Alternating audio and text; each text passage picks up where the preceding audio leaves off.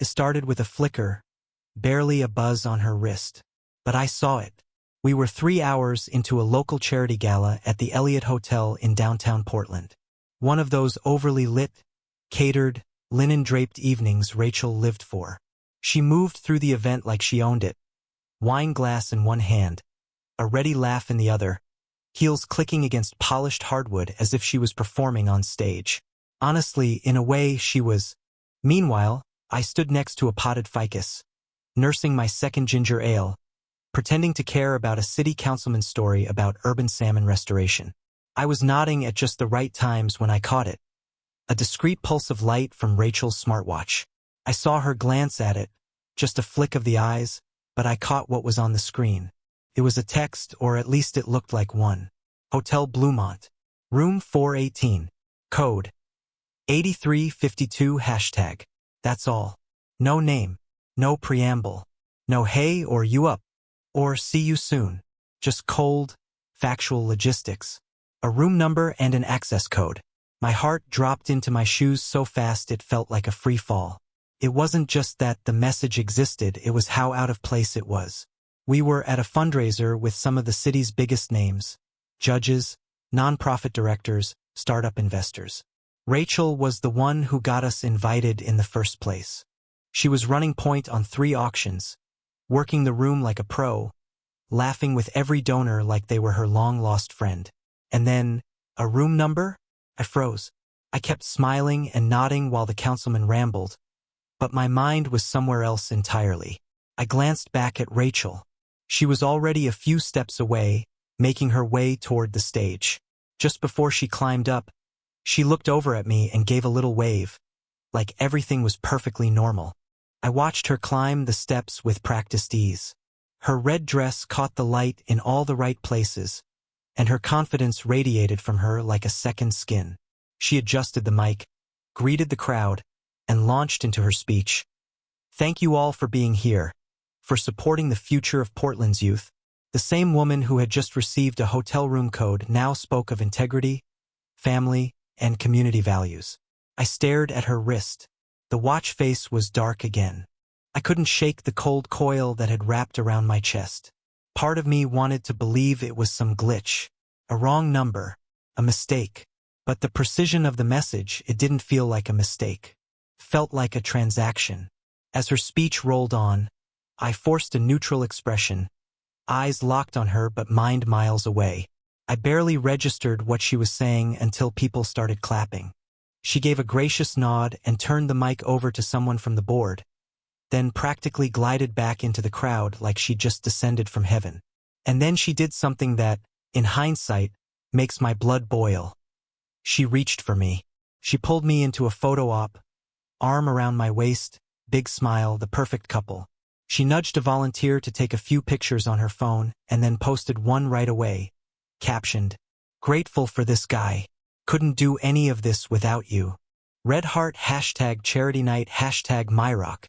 I watched it go up in real time. That same phone had just buzzed with a code to a hotel room. Now it was creating a digital image of a happy marriage. It felt like I was being painted into a backdrop I didn't agree to. I tried to say something. I didn't even know what. Maybe joke about the text. Maybe ask her about it directly, even though the room wasn't the place. But before I could open my mouth, she cut me off. "Oh, hey," she said lightly, holding up her phone. "Ignore that weird message I just got." I blinked. "What message?" She tilted her wrist and gave a little laugh. "Some kind of work glitch. The agency's testing a geo-based promo system for that travel startup. They've been pushing beta notifications all week. It's been spitting out hotel confirmations that don't even exist." She smiled, like she was embarrassed. "Sorry. I should have warned you in case you saw something weird." My mouth felt dry. "So, not real?" She gave me a light smack on the arm. "Of course not, Owen. Jesus. You think I booked a room during a fundraiser we're hosting?" I didn't answer. I didn't laugh either. She waited a beat too long before changing the subject. "Anyway, we're almost at the raffle portion. Can you do me a favor and help Maya's school principal find his seat? Table 7. The sign got moved, I think." Misdirection.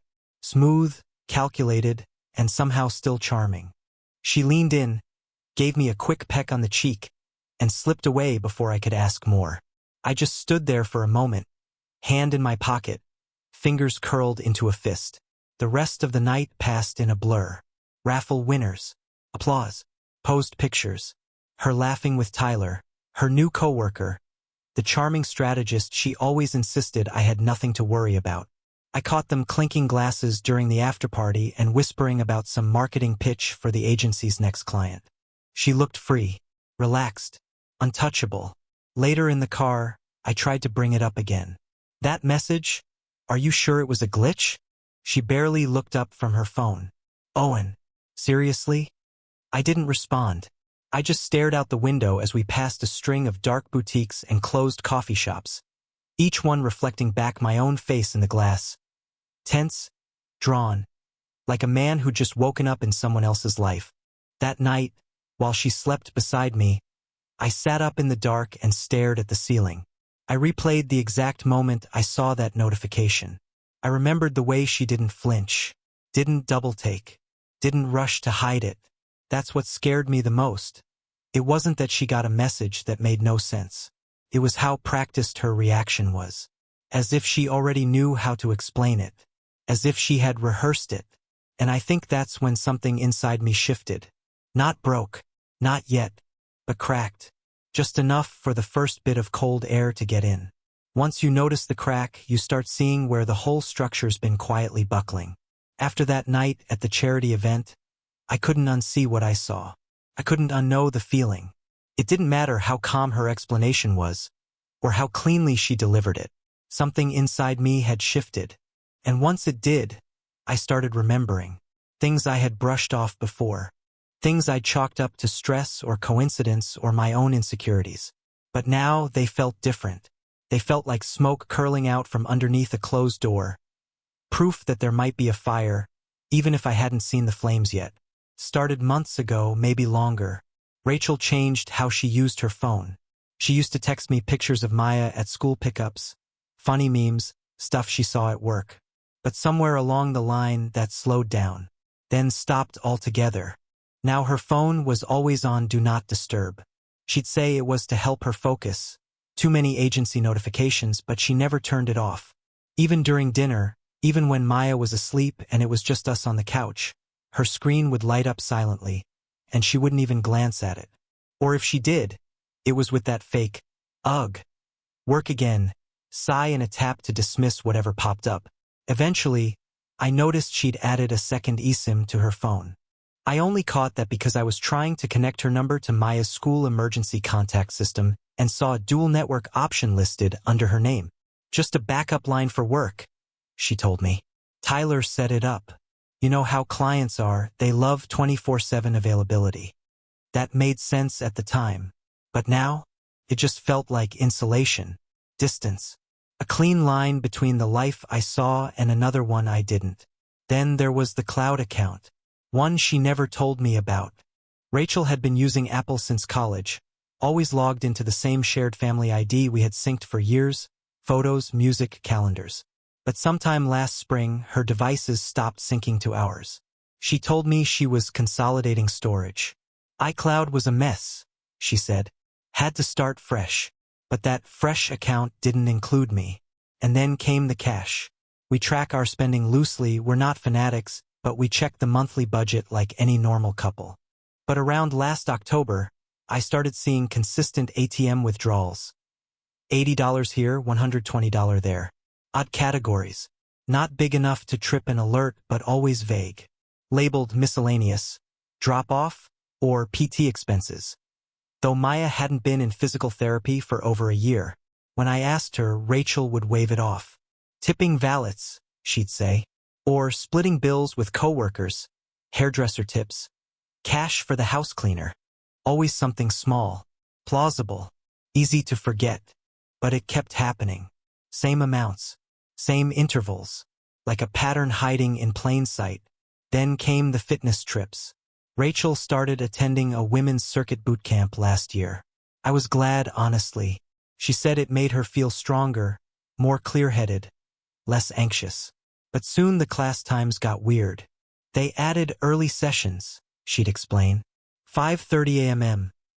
Starts are brutal but worth it. At first, I admired the discipline. Until one morning I drove by the gym on my way to work. On a fluke, not a mission. And it was dark, closed. I figured maybe I'd gotten the day wrong. Then it happened again. And again. Different days, always the same excuse. I checked the schedule online. The gym didn't open before 6:30. There was no boot camp at 5:30. Not even close. Later that month, I saw a lift charge on our shared card, timestamped 5:12 a.m. Headed to a waterfront condo complex downtown. I stared at it for a long time.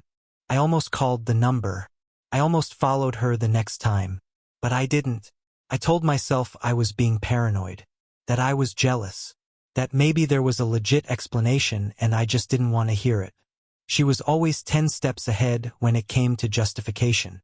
The location sharing thing happened quietly. One day, I noticed that her dot on Find My Friends had disappeared.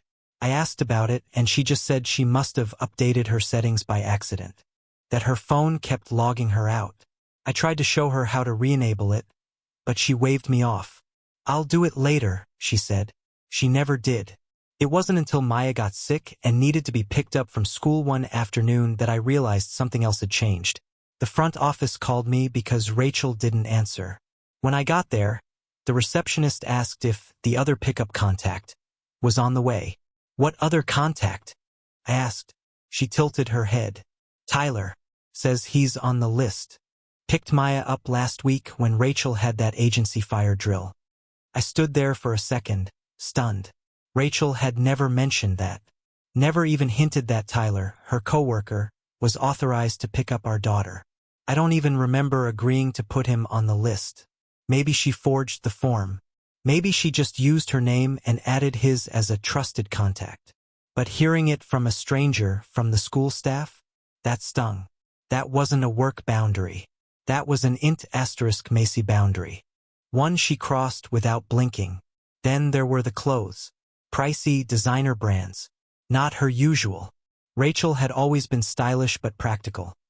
She mixed Target with Nordstrom Rack and made it look elegant. But this year things shifted. A Gucci scarf. A Moncler jacket. Boots that looked like they walked out of a New York boutique. I noticed the packaging first. Boxes arriving discreetly, receipts tucked away, tags vanishing before I could ask questions. When I asked her about one particularly expensive coat, she laughed it off. Sample sale. Had a store credit. Total steal. I nodded, but it didn't feel right, because there weren't matching purchases, no charges, no cards, no records in our shared budget. That meant cash. Or another account. And I kept thinking about that hotel room notification. That number. That code.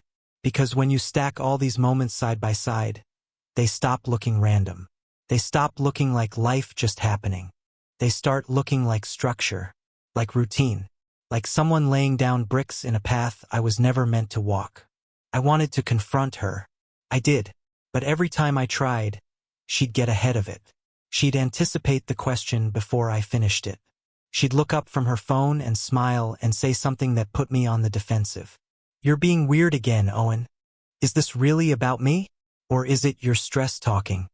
God, can't I have a life that isn't scheduled by your paranoia? So I pulled back. I internalized. I started keeping a journal, something private, old school, pen and paper. Just dates. Observations. Things that didn't sit right. I needed to write them down to prove I wasn't imagining it. Because when someone makes you question your own gut over and over again, you start needing proof that your instincts are real. And the more I wrote, the more the picture sharpened. The trips, the gaps, the carefully manicured online presence. The way she'd crop Tyler out of team photos, but he'd still show up in the background, just far enough to be deniable, just close enough to make your stomach twist. I remember one night I watched her sleep, just laid there and looked at her face, peaceful and still, and tried to remember when I stopped feeling like I knew her. When the conversations turned rehearsed. When the warmth was replaced with performance. When I started feeling like an extra in my own marriage. People say you just know when something's off. And they're right. But what they don't tell you is that knowing doesn't come with clarity. comes with dread, comes with silence, comes with a weight you can't explain. Not until the moment it crushes you completely. And I wasn't crushed yet, but I was cracking. There's a kind of silence that doesn't just fill a room. It presses against your chest like a weight, like it's trying to remind you something's coming. That was the kind of silence I felt walking into the New Year's corporate party Rachel's agency threw at that downtown rooftop venue. The Winthrop, all glass railings and overpriced cocktails. It was packed with marketers, design consultants, influencers who never stopped posing for pictures, and a few polished investors who'd clearly only shown up for the open bar. Rachel had been buzzing about it for weeks. She was on the planning committee, helped design the whole winter chic aesthetic, faux snow, string lights, photo booth with those giant champagne bottle props. It wasn't just a party. It was her party. "You're coming, right?" She'd asked the night before, applying mascara like it was armor. "Of course," I said, because I needed to see it. I needed to see her in that environment. I needed to see what my gut had been screaming at me for months. I got there a little late, intentionally. I wanted to watch her when she didn't know I was there. The second I walked in, I saw her. Rachel was laughing too hard at something someone said. A champagne flute in one hand, the other resting lightly on Tyler's arm. Not in a dramatic way. Not in a catch-us red-handed way. In a familiar way. In an earned way. Like the kind of casual touch that's already been well-practiced behind closed doors. I stood near the elevator for a moment, half shielded by a pillar, letting the scene breathe around me. People were drinking, dancing, weaving through conversations with cocktail napkins and half-finished glasses in hand. But the center of her gravity was him, Tyler. I watched as they leaned into each other, as he said something that made her tilt her head back with laughter. She reached up, brushed something off his shoulder. A non-existent piece of lint, a performative little ** Macy. He whispered something in her ear and she nodded without hesitation. And then, in front of at least a dozen coworkers and 2 executives, she turned to someone nearby and said, loud enough for me to hear from across the room, "God, this marriage was such a mistake." I blinked. The air left my lungs so fast I almost didn't notice the slow horror setting in. That wasn't just a joke. It wasn't sarcasm. It wasn't a slip. It was an announcement, a declaration. One she knew wouldn't get back to me until she was ready for it to. A few minutes later, they were gone. I asked a woman I vaguely knew from another agency where Rachel went. She looked surprised I didn't know. "They went to talk," she said. "Something about a client call?" But it sounded personal. Her voice trailed off. She didn't meet my eyes. She knew. I left 20 minutes later, heart pounding in the back of my throat. My hands were cold. I didn't know where I was going, only that I couldn't go home and sit in that empty kitchen acting like I didn't know what I knew. I drove. Circles. Loops. I parked near the waterfront and stared at my reflection in the rearview mirror until I didn't recognize the man looking back at me. By midnight, I couldn't take it anymore. I went back to the Winthrop. The crowd had thinned. The music was quieter. I scanned the room, pretending to be casual, but I didn't see her. Or him. That's when I walked past the concierge desk in the lobby. There was a clipboard lying half-hidden beneath a stack of hotel promotional cards. A check-in list. One that, maybe due to human error or maybe because fate was bored and felt like twisting the knife, hadn't yet been filed away. And there it was. Parker. Room 418. Check-in time. 11:02 p.m. 2 guests. I stood there, staring at the name, knowing exactly what I'd find if I pushed further. I didn't have to imagine. I could already see it. Rachel in that silver dress she'd picked for the party. Tyler shrugging off his blazer. The door closing behind them like the final punctuation mark on a sentence I didn't want to read. But I needed the truth. And not the version she could rewrite. The next day I called the hotel. I asked casually, said I left my scarf at the New Year's event and wondered if anyone from the Parker party turned it in.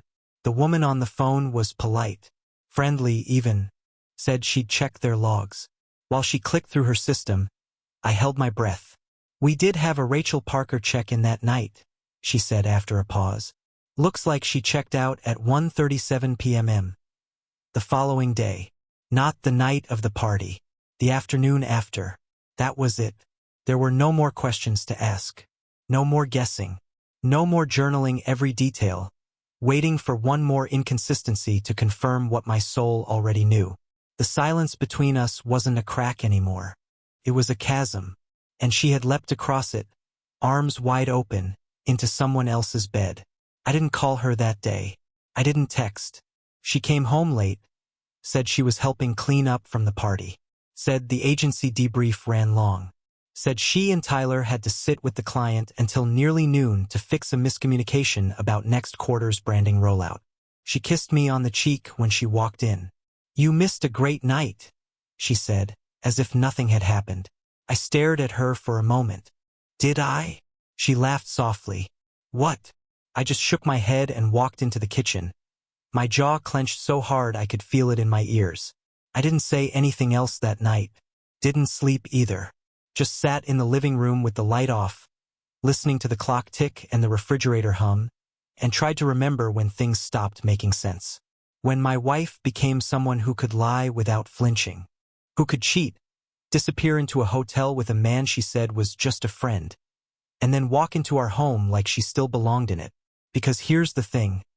Suspicion corrodes you slowly, turns you inward, makes you doubt your memory, your instincts, your sanity. But facts are different. They change everything. They hurt, but they're clean. That was the night I stopped being unsure. I was no longer the man hoping for reassurance. I became the man who knew. And once you know, you can never go back to before. After that night, after the hotel, after the lie so big it swallowed every smaller one, I didn't confront Rachel. Not yet. Because once you see someone clearly, really clearly, you realize how long they've been working to stay hidden. And Rachel? She'd spent the better part of a year perfecting her version of reality. Layered, polished, defensible. I knew I'd only get one chance to expose her without giving her room to maneuver. So I started looking where she never expected I would. At the money. I wasn't digging for revenge. I just needed clarity. We'd always had a system. Split bills. Shared access to our accounts. A budgeting app we both pretended to check. Though honestly, Rachel hadn't logged in for months. She said it gave her decision fatigue. I believed that. I also believed she was tired, burned out, overworked. But now I had reason to believe she'd just been busy elsewhere. So I opened our financial dashboard and started tracing back line by line, month by month. And that's when I saw it. A series of payments, small at first, then larger. All to the same payee, Maven Concepts LLC. At first glance, it looked innocuous. Generic. Like a company name that could have been for a tutor, a contractor, maybe even a marketing consultant. The payments started 8 months ago. The first was $275. Labeled Maya, academic support. That seemed reasonable. We had talked about finding someone to help her with math. But we never followed through. Or so I thought. Then came more charges. $460. Window repair. $890. Specialized therapy. $3,200. Prepaid learning plan. $7,200. Home tech upgrade. Invoice pending. Every label was strategically vague, like someone trying just hard enough to make the paper trail pass a casual glance. The totals added up. Fast. Over 7.5 months, Rachel had funneled $57,938 into Maven Concepts. I double-checked our records. There were no tutoring sessions, no contractors, no insurance claims. So I looked up the LLC. It was registered in Oregon. Active. Operated under a P.O. Box address and filed under a single owner. Tyler Morgan. Tyler. Her colleague. Her creative partner. The man who picked up my daughter from school while I was at work and Rachel was, supposedly, stuck in a meeting. I sat there staring at the document, numb. The pieces weren't just falling into place. They were lining up with the cold precision of a chess strategy. Rachel hadn't been escaping. She'd been preparing. That night, I unlocked the spare laptop she rarely used. Her old work machine, she claimed, was for presentations. She hadn't used it in weeks. But her cloud login was still active. And that's where I found the notes. They were organized. Folder names like custody_outline, character_evidence, conflict_timestamps. She'd been documenting every disagreement we'd had for the last year. Each one cataloged by date, topic, and emotional tone. Owen raised his voice, dismissive about Maya's screen time. Disagreement over travel, Owen became withdrawn, sullen. Would not communicate. Argument over agency hours. Owen doesn't trust me, quotes. She put quotes around my words like she was building a case. I opened a draft Word doc titled, Narrative Personal Statement for Legal Counsel. It read like a slow-motion assassination of my character. Owen's emotional volatility has increased since 2023. I have growing concerns about his ability to manage shared custody in a way that's emotionally consistent and safe for Maya. He's frequently paranoid, intrusive, and dismissive of my professional obligations. She wrote that, while sleeping next to me, while asking me if I wanted to take Maya camping one of these weekends. I found **TS2, my texts, edited out of context. Moments I'd vented frustration that she'd ghosted pickup or ignored Maya's school emails. Cropped and framed like I was controlling, even dangerous. It was like watching someone storyboard your life, but from behind your back, with the camera pointed only at your worst angles. Then came the kicker. In a folder labeled Transition Plan, I found a set of school forms, unsigned, but filled out, with Maya's name and a different school district, a different city, closer to the coast. There was even a lease application for a one-bedroom apartment, not far from Tyler's condo, and a flight itinerary. 3 seats booked. Rachel, Maya, and Tyler. Departure date, early spring break. Destination, Santa Clara. All of it behind my back, without a word. She hadn't just betrayed me emotionally. She was preparing to erase me, to start a new life without even giving me a chance to contest it. I scrolled until I hit a PDF labeled Plan B with resistance. That one made my skin crawl. It contained a contingency plan, her phrasing, for if I pushed back legally. In her own words, if Owen becomes obstructive, utilize the emotional inconsistency pattern documented above. Emphasize past depressive episodes, journal entries if accessible. Use shared therapist's 2022 note about stress levels, March 14th session. Leverage Maya's routine as anchor argument. Claim instability if she's removed from new environment. She had highlighted legal precedents. Circled phrases like emotional environment standard and primary caregiver continuity. She wasn't preparing for an affair to end. She was preparing for custody warfare. And I sat there, knees weak, staring at the screen, realizing I had no idea who I was married to. This wasn't spontaneous. This wasn't some passionate midlife spiral. This was architecture. By morning, I had scanned every document, saved every **T, and encrypted everything to a private folder. Then I made calls. Quiet ones. A lawyer, a forensic accountant, a colleague from college who had recently gone through something similar and referred me to a specialist in family asset tracing. I learned how to freeze shared accounts, how to flag suspicious withdrawals, how to monitor for attempted asset transfers. Felt dirty, but also necessary, defensive, because this wasn't just about a failed marriage anymore. It was about a parent quietly assembling the scaffolding to disappear with my daughter, my savings, and my reputation. And I couldn't let her get away with it. Not silently, not without a fight. I wasn't expecting an email. Not from her. Not from anyone close to them. It came late on a Tuesday night, about a week after I'd finished compiling everything, **TS, bank statements, flight reservations, school transfer drafts. I had all the receipts, all the evidence, but I was still preparing, still moving quietly. Rachel didn't know I knew. Not yet. The email subject line read, Tyler, you don't know me, but you should read this. It was from someone named Ava Morgan. The last name caught my attention immediately. Morgan, same as Tyler. And her email handle? @AvaMorgan_actual. Professional one. I clicked it open. Hi Owen. You and I have never met, but I'm Tyler's sister. I debated for a long time whether I should send this. Honestly, I probably should have done it months ago. But when I heard about what's happening with you, through some friends who know people at Rachel's agency, I couldn't stay silent anymore. This isn't the first time he's done this. Not even the second. I stopped reading. I sat there, eyes locked on the screen, heart pounding in that awful, high-frequency way it does when your brain tries to sprint ahead of the moment. I kept going. Tyler has a pattern. He targets married women, usually ambitious, often stressed, women going through some kind of emotional vulnerability. He builds trust, makes himself indispensable, usually through work or some shared project, and then starts creating the illusion of a future without their current lives attached. It's like watching someone slowly erase their past for him. It's manipulation, but he's subtle. He doesn't pressure them directly. He guides them one innocent conversation at a time, and he always gets them to transfer money into some shared account or business.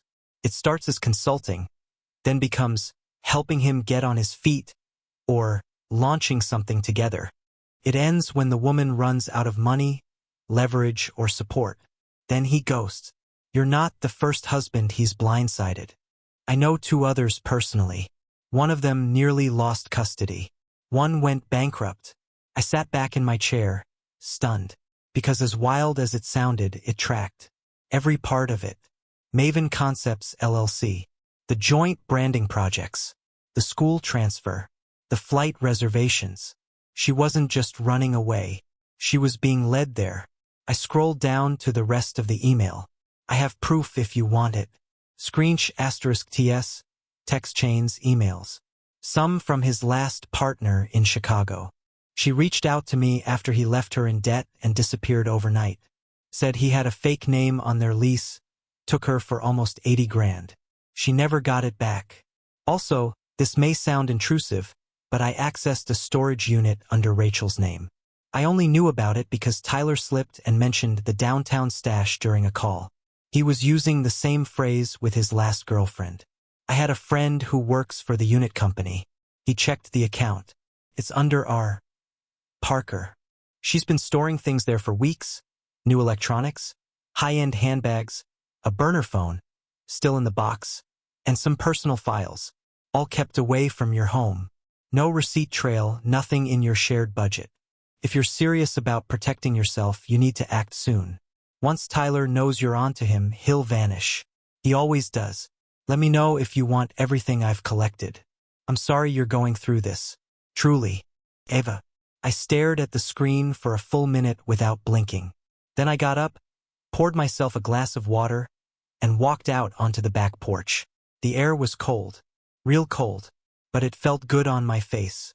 Everything I'd suspected was real. Worse than real, it was orchestrated. Scripted. This wasn't just an affair or even a betrayal. This was fraud.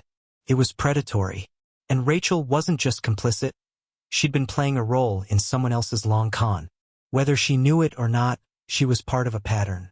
And Maya, our daughter, was being pulled into it. I responded to Ava that same night. Please send everything. I believe you. She replied within the hour with a zip folder and a second message that hit even harder. Asterisk, he's got a type, Owen. Women who are smart but think they're invincible. Men who won't see it coming. Asterisk. I'm sorry that was you this time. The files she sent were staggering. Messages from Tyler to his last partner, full of the same buzzwords he used around Rachel. Launching together, starting over, building something new. Photos of a different woman. Brunette, maybe mid-30s, smiling beside him in front of a restaurant in Chicago. One of the captions read, "Leaving the past where it belongs." Old key red heart hashtag day 1. That was dated just 9 months before he started at Rachel's agency. 9 months. The timelines overlapped almost perfectly with when she started changing. When the cash started disappearing. When her messages turned vague, her time unaccounted for, her gaze slightly elsewhere. I sent the entire folder to my attorney. He called me the next morning, his voice sharper than usual. "This changes everything," he said. He was right. It meant the withdrawals to Maven Concepts weren't just mismanaged finances. They were intentional misrepresentation. If Tyler used the LLC to siphon money from our joint assets under false pretenses, we were dealing with a fraud claim, not just infidelity. That opened the door to injunctions, asset recovery, maybe even criminal implications. It also meant Rachel's custody narrative was poisoned. If I could prove she was knowingly or unknowingly helping a manipulator target shared finances while plotting a covert relocation, it wasn't just unethical. It was destabilizing. It endangered Maya. And I had Ava's screenshot *TS to back it up. I sent Ava a thank you message. Asked her what made her reach out now. Her reply was simple. Because you have a daughter. And she deserves better than being part of another one of Tyler's new beginnings. 2 days later, I visited the storage unit. The manager on duty was discreet. After some paperwork, he handed me a log of the last entries under Rachel's access code. She'd been there 7 times in the past month. Always alone. When he unlocked the unit, I stood there for a second just absorbing it. It wasn't messy. It wasn't frantic. It was deliberate. 2 brand new laptops, still in shrink wrap. Designer bags, tags still on. Labeled boxes of Maya's old school records and personal items. Things she hadn't touched in years. A fireproof file box with documents, spare keys, a prepaid debit card, and a second phone. It was powered off. Clean. Untouched. Like it was waiting. Everything in that room said one thing. Rachel wasn't planning to leave. She had already left. The only thing still holding her here was timing. She was halfway gone. And I had just pulled the mask off the man waiting on the other side.